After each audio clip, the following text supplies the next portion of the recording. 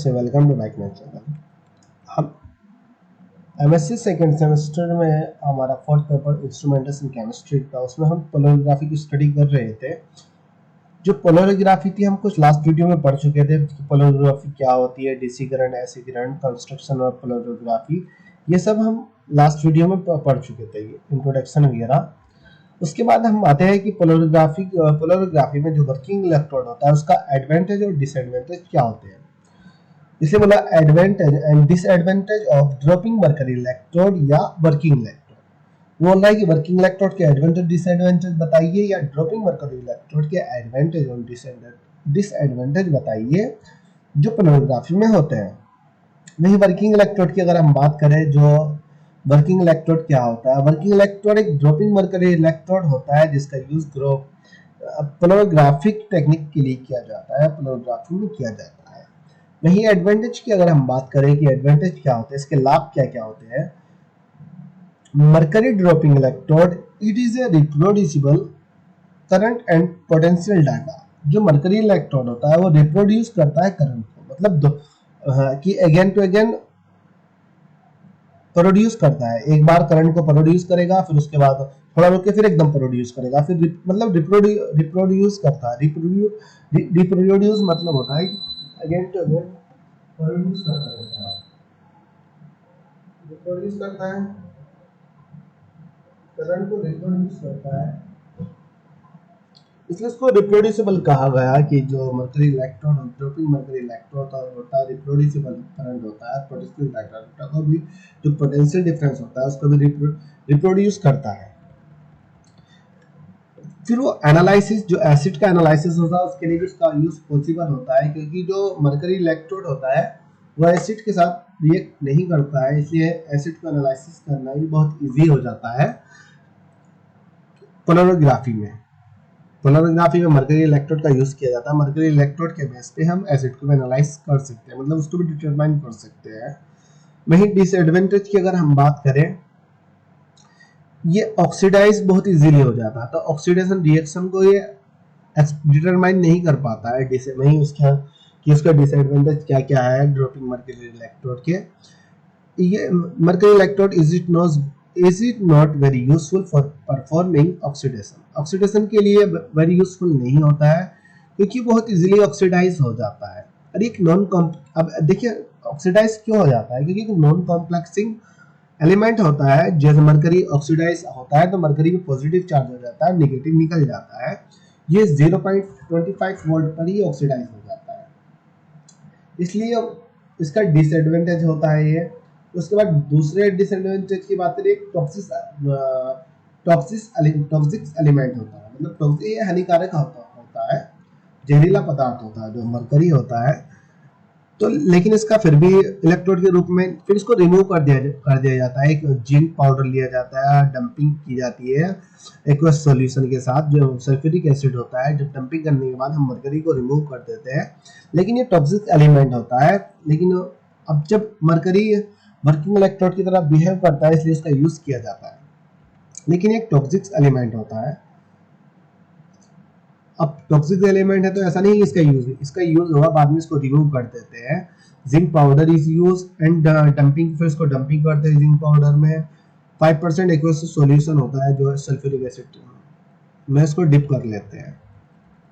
वहीं diffusion current and half wave potential की बात करें हम, डिफ्यूजन करंट है हाफ वेव पोटेंशियल या shape of polarogram in polarography. अब देखिए पोलरिग्राम की शेप क्या होती है, या diffusion current and half wave potential. Half wave potential का मतलब होता है डिफ्यूजन करंट, रेजिड्यू करंट और लिमिटिंग करंट की स्टडी हम यहाँ पर बताएंगे आपको। Polarogram, the graph are present between voltage and current. जो ग्राफ प्रेजेंट होता है करंट और वोल्टेज के बीच में प्रेजेंट होता है, जिसको पोलरिग्राम कहा जाता है। जो वोल्टेज होता है वो एक्स एक्सिस पर प्रेजेंट होता है। वहीं अगर हम करंट की बात करें, करंट वाई एक्सिस पर प्रेजेंट होता है।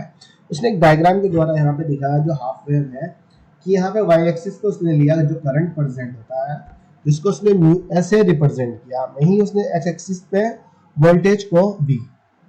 यहाँ पे एक सैचुरेटेड कैरमल इलेक्ट्रोड भी उसने दिया कि वी वेस अपॉन वी वेस सैचुरेटेड कैरामल इलेक्ट्रोड, वोल्टेज को उसने एक्स एक्सिस पे लिया। अब देखिए जैसे ही करंट प्रोड्यूस होता है, यहाँ से करंट प्रोड्यूस होना स्टार्ट हुआ, ये करंट प्रोड्यूस हुआ तो यहाँ पे एक रेजिड्यू करंट हुआ, ये रेजिड्यू मतलब इम्प्योरिटीज की वजह से डेवलप हुआ। तो उसके बाद ये थोड़ा सीधा सीधा चला, यहाँ पे करंट बनना बंद हो गया, फिर एकदम से करंट डेवलप हुआ जिसको उसने डिफ्यूजन करंट कहा।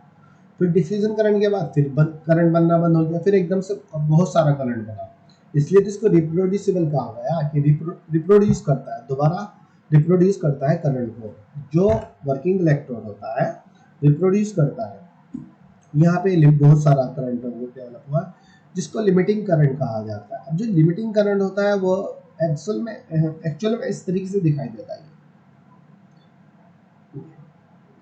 पहले ऊपर जाएगा फिर नीचे फिर ऊपर, बीच में से कट कर देगा, जिसको पोलरोग्राम भी कहा जाता है और हाफ वेव पोटेंशियल भी कहा जाता है पोलरोग्राफी में।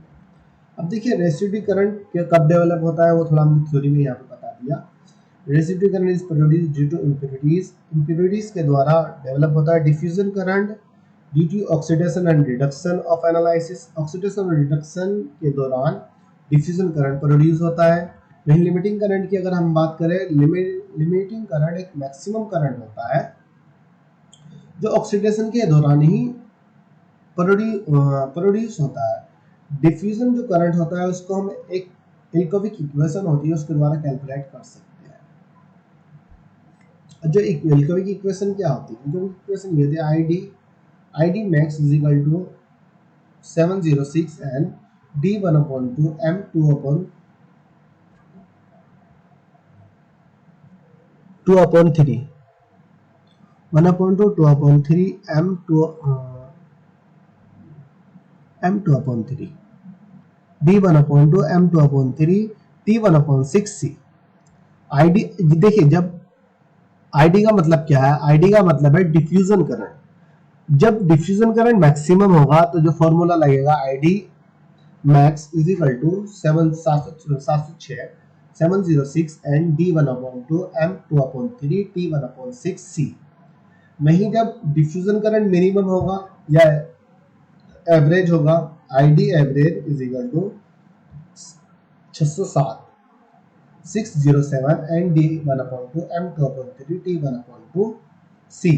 C को करंट कहा जाता है। तो ये एक इक्वेशन हुई है, बता देते ID को डिफ्यूजन करंट कहते हैं। वहीं n नंबर ऑफ इलेक्ट्रॉन होता है, D1/2 डिफ्यूजन कोफिशिएंट होता है, जो डिफ्यूजन कोफिशिएंट होता है उसको D कहा जाता है। M rate flow of mercury, जो रेड फ्लो होता है ना मरकरी का मतलब जो ड्रॉपिंग आ रही है, जो मरकरी की ड्रॉपिंग होती है वो देखिए वो सेकंड लिखी हुई आती है। जब ड्रॉप होती है ना मरकरी, जैसे नीचे सॉल्यूशन में ड्रॉप होगी 2 सेकंड 3 सेकंड, मास एक तरीके से मास मान लीजिए, m मास होता है ड्रॉपिंग ऑफ मरकरी का, जो कितने समय में वो गिर रही है। t life time of mercury, इसका लाइफ टाइम होता है कि कितना, कि life time of mercury drop की लाइफ टाइम क्या है। अब देखिए एल्कोविक इक्वेशन के द्वारा ही हम डिफ्यूजन करंट को डिटरमाइन करते हैं। एल्कोविक इक्वेशन यहाँ दी गई है, हम इसको थोड़ा पढ़ लेते हैं। एल्कोविक equation describe the relation between diffusion current and concentration of analyte. Diffusion और कंसंट्रेशन को जो एनालाइट की डिफ्यूजन करंट होता है, कंसंट्रेशन को एल्कोविक इक्वेशन के द्वारा डिटरमाइन किया जाता है। एल्कोविक equation determine the concentration and diffusion current of analyte. Diffusion current depended on the concentration, जो डिफ्यूजन करंट होता है वो कंसंट्रेशन पे ही डिपेंडेंट होता है। नहीं, उसने वो डायग्राम दिया कि एल्कोविक इक्वेशन, वो नीचे लिख दिया, यहाँ पे डायग्राम दिया। आई उसने करंट दिया, यहाँ पे उसने वोल्टेज दिया, एक्सिस पे वोल्टेज दिया, वाई पे उसने करंट दिया।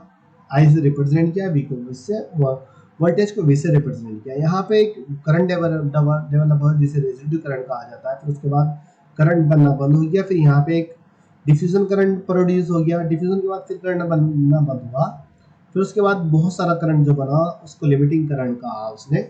वहीं जो इस करंट को डिफ्यूजन करंट कहा जाता है। अब डिफ्यूजन करंट को का जितना गैप हुआ, कितना जो कंडक्टेंस हुआ है, कितना हुआ है करंट का, वो सारा आ जाता है जो इंस्ट्रूमेंटेशन होते हैं, तो उसके द्वारा हम उसको बहुत इजीली कैलकुलेट कर सकते हैं। ID max is equal to 706 n D one upon two M two upon 3 T one upon 6 C. C को करंट से रिप्रेजेंट किया जाता है, डी को डिफ्यूजन कोफिशिएंट होता है, नंबर ऑफ इलेक्ट्रॉन होता है, एम ड्रॉपिंग का मरकरी ड्रॉप का फॉलो होता है, फ्लो होता है कि मरकरी ड्रॉप का क्या फ्लो है, T time of life time होता है, life time of mercury drop. वहीं एवरेज के लिए ये फार्मूला दिया गया है। वहीं अगर आईडी की बात करें, जो हमने मेरे ऊपर बताया था, उससे निश्चित वही है। आईडी क्या होती है, diffusion current and number of electron, D diffusion of coefficient होता है, M flow of mercury drop होता है, T time of mercury drop होता है, सी कंसंट्रेशन ऑफ एनालाइट होता है। सी को कंसंट्रेशन ऑफ एनालाइट कहा जाता है। अगर हम बात करें वेयर, जहां हम 706 M D one upon T M two upon 3 T one upon 6 को इजिकल टू के, जो 706 n D one upon two M two upon 3 T one upon 6 होता है, उसको हम के भी लिख सकते हैं। अगर यदि हम उसको के लिखेंगे, जो हमारी इक्वेशन होगी, इस पूरे पोर्शन की जगह आप के लिख दीजिए, ये पोर्शन है ना, तो उसके बाद I D max is equal to K, I D max is equal to K dot C, क्योंकि टी वन अपॉन 6 तक हमने लिखा कि इन दोनों की वैल्यू, इन सब की वैल्यू क्या है। अब के को जैसे हम के को इस वैल्यू में पुट करें, इस वाली इक्वेशन में पुट करेंगे, तो I D max is equal to K dot C. अब देखिए के क्या होता है, के कांस्टेंट होता है, सी कंसंट्रेशन होता है, आई डी डिफ्यूजन करंट होता है, तो के कांस्टेंट रख देते हैं, तो I D is equal to C, तो I D directly proportional C. जो डिफ्यूजन करंट होता है कंसंट्रेशन के डायरेक्टली प्रोपोर्शनल होता है, क्योंकि डिफ्यूजन करंट कंसंट्रेशन पे ही डिपेंडेंट होता है। Factor affecting on diffusion current. अब डिफ्यूजन करंट के फैक्टर इफेक्ट क्या होता है, उसको हम पढ़ लेते हैं। तो कितना है यार, ये तो बहुत ज़्यादा है। चलो हम इसको भी हम नेक्स्ट वीडियो में करेंगे।